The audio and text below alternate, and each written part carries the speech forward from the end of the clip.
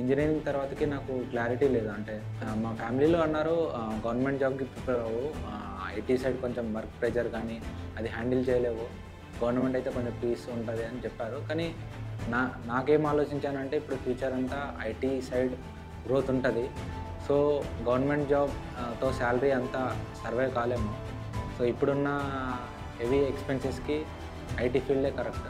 So అలా నేను IT ఫీల్డ్‌కి రావడం జరిగింది. ఎంకే కోర్స్ ఎందుకు అంటే they are providing placement assistance. అది నాకు కొంచెం కన్సిడర్ చేయబోతుంది. అండ్ ఆల్సో ఇప్పుడు ఇంటర్వ్యూ ప్లేస్ చేశారు, నీ కంపెనీ నచ్చలేదు, మళ్ళీ రిటర్న్ వచ్చి మళ్ళీ ప్లేస్ చేయొచ్చు. సో అది నాకు కన్సిడర్ చేయాలనిపించింది.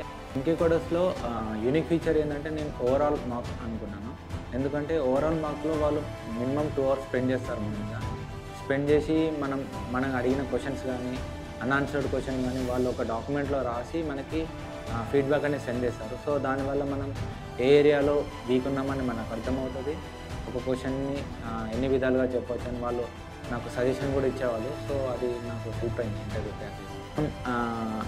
వీళ్ళు మనకి చాలా ఆపర్చునిటీ ప్రొవైడ్ చేస్తారు. నేను నియర్లీ 10 ఇంటర్వ్యూస్ అటెండ్ అయ్యాను.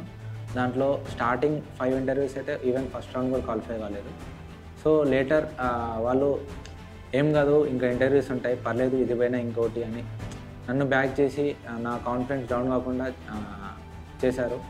సో దానివల్ల నేను గివ్ అప్ ఇవ్వకుండా నేను ట్రై చేస్తూ వెళ్ళాను. నాకు హ్యూమన్ కంపెనీలో ప్లేస్ అయ్యాను.